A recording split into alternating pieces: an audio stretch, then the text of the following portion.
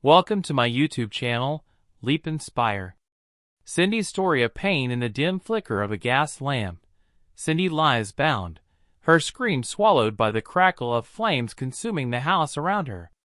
The man she loved and his mistress left her to die, but she survived, reborn, disguised, and burning with a plan to unravel their lives as they once unraveled hers.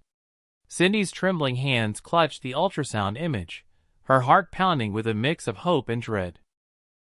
She had planned to surprise Ronald, her husband of 6 years, on his birthday with the news of their unborn child. But now, standing in their bedroom, his cold demand for annulment papers shattered her world. "Sign them, Cindy," Ronald urged, his voice devoid of warmth. "Stop being stubborn. Give me a reason," she replied, her voice quivering. "Are we not fine? Did I do something wrong?" Her eyes searched his, desperate for answers. Ronald avoided her gaze.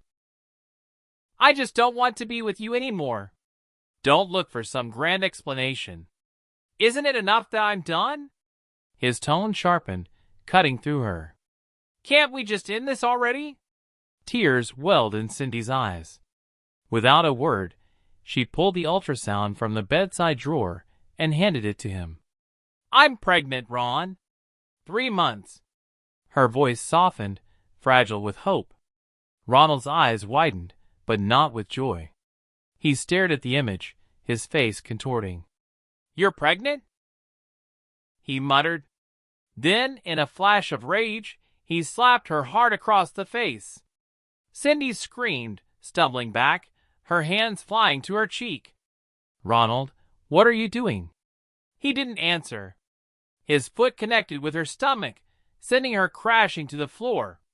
Pain seared through her as she curled into a ball, shielding her abdomen. "I don't have time to be a father, Cindy," he seethed, kicking her again. "Better that kid dies now than ruin my future." Cindy's world blurred as the blows continued. Fear and betrayal consumed her until darkness claimed her consciousness. When she awoke, she was in a hospital bed, the sterile smell of antiseptic stinging her nose. A doctor stood nearby, his face grave. "Doctor, how's my baby?" she asked, her voice barely a whisper. He hesitated. "I'm sorry, Miss Cindy, but your baby didn't survive." Her heart stopped. "No, that's not possible," she screamed, tears streaming down her face. "I waited 6 years to get pregnant." Her body shook with sobs as the doctor continued. "There's more.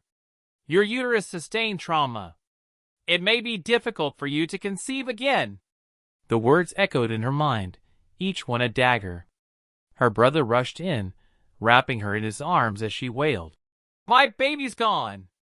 He held her tightly, his own tears falling. "Stay strong, Cindy," he whispered, but she could barely hear him through her grief. Ronald never visited the hospital. Not once. When Cindy was discharged, she went to her parents' house, avoiding the truth about Ronald's violence.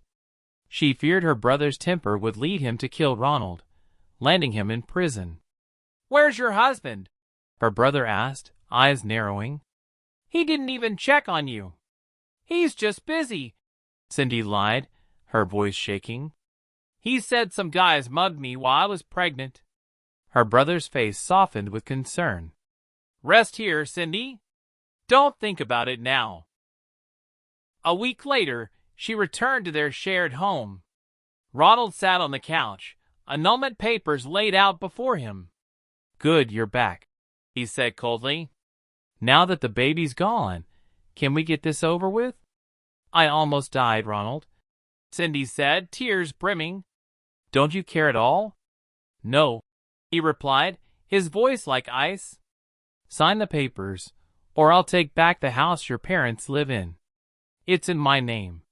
Cindy's heart sank. "You wouldn't dare." "Oh, I would," he sneered. "Sign, or your family's out on the street." Humiliated and broken, Cindy realized he was right about one thing: pride couldn't protect her family.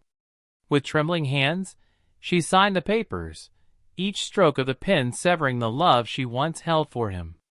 As she wept, Ronald's phone rang, left forgotten on the sofa. The caller ID read, "Baby!" Her breath caught. She answered but stayed silent. "Good morning, babe," a woman's voice purred. "Cindy signed the annulment papers." Cindy's heart stopped. "Rebecca," she whispered, "you're the one having an affair with my husband?" Silence. The call ended. Cindy unlocked Ronald's phone, discovering a flood of explicit messages and videos between him and Rebecca. Her world collapsed further as she backed up the evidence, her anger rising. She wasn't going to let them win. She contacted her friend Veronica, a plastic surgeon, and arranged a confrontation. At a restaurant, Cindy faced Rebecca, who feigned innocence. "Be decent, Cindy," Rebecca hissed. Cindy splashed water in her face. "Decent? You're sleeping with my husband?" She showed the videos, leaving Rebecca humiliated as Veronica watched in disbelief. "I'm filing charges," Cindy declared, storming out. But Rebecca and Ronald weren't done. That night, Rebecca hired a man to kidnap Cindy. Bound and gagged in a remote countryside house, Cindy faced her tormentors. "Hand over the phone," Rebecca demanded, ripping the tape from Cindy's mouth. "I don't have it," Cindy lied, defiance in her eyes. Ronald sneered. "You should have signed the papers, Cindy." They left her tied up, a gas lamp flickering nearby. As they drove away, the lamp sparked a fire. Flames engulfed the house, and Cindy's screams were lost in the blaze. But a stranger, passing by, pulled her from the inferno, saving her life. Her face scarred, Cindy underwent surgery with Veronica's help, adopting a new identity, Francine. For 3 years, she rebuilt her life, plotting her revenge. She infiltrated Ronald's world, becoming his secretary, her new face unrecognizable. Meanwhile, Ronald married Rebecca, but their relationship crumbled under mistrust and greed. Rebecca, scammed out of millions, grew paranoid, while Ronald's eyes wandered to Francine. Cindy, as Francine, played her role perfectly, charming Ronald while befriending Rebecca. She orchestrated their downfall, planting seeds of doubt. When Rebecca cheated with a man named Franco, Cindy ensured Ronald received the video, prompting him to file for annulment. In a fit of rage, he attacked Rebecca, forcing her to sign the papers. Cindy's final act came at a friend group reunion. She revealed her true identity. "I'm Cindy." The room fell silent as she recounted Ronald and Rebecca's crimes. Her friends turned on Rebecca, humiliating her publicly. Cindy faced Ronald one last time at a rooftop dinner, rejecting his marriage proposal. "I'm the woman you left to die," she said, showing photos of her recovery. Ronald fled shattered. Cindy filed charges, and the trial exposed Ronald and Rebecca's crimes. Both were sentenced, their lives in ruins. Cindy stepped into the daylight, her mother's hand in hers, her friends by her side. "It's over," Veronica said. "No," Cindy replied, smiling. "It's just beginning." She had reclaimed her life, stronger than ever, no longer a victim, but a survivor who turned pain into power. From the ashes of her past, Cindy emerged as a phoenix, her scars hidden beneath a new face and a fiercer resolve. But as she rebuilds her life, a shadow from her tormentor's world creeps closer, threatening to unravel everything she's fought for, unless she strikes first. Cindy stood outside the courthouse, the sun warming her face as her mother squeezed her hand tightly. The weight of the trial was behind her. Ronald and Rebecca, once untouchable in their cruelty, were now confined to prison cells, their sentences a testament to the justice she clawed back. Her friends, Veronica, Irene, and Christina, surrounded her, their hugs a silent promise of loyalty. You did it, Cindy, Veronica whispered, her voice thick with pride. It's just beginning, Cindy replied, her smile steady but her eyes sharp. She wasn't the broken woman who'd once begged Ronald to stay. She was Cindy again, not Francine, and she carried a fire within her that no one could extinguish. But even in victory, a quiet unease stirred. She knew the world Ronald and Rebecca inhabited was a web of secrets, and not every thread had been cut. Cindy returned to her childhood home, sleeping soundly in her old room, the familiar creak of the floorboards a comfort. Yet her dreams were restless. Flashes of flames, Ronald's sneering face, and a new figure, faceless but looming, whispering threats she couldn't quite hear. She woke with a start, her heart racing. It's over, she told herself, but the unease lingered. Over breakfast, her brother Mark studied her. You're different, Cindy, he said, his voice gruff but warm. Stronger. But you're still carrying something. What's next? I want to live, she said simply. Not just survive. I'm starting a foundation for women like me. Abused, silenced, but not broken. I'll use the settlement money from the trial. Her mother's eyes glistened with pride, but Mark's brow furrowed. Ronald's got connections, Cindy. Even in prison, guys like him don't let go easy. Be careful. Cindy nodded, but her resolve didn't waver.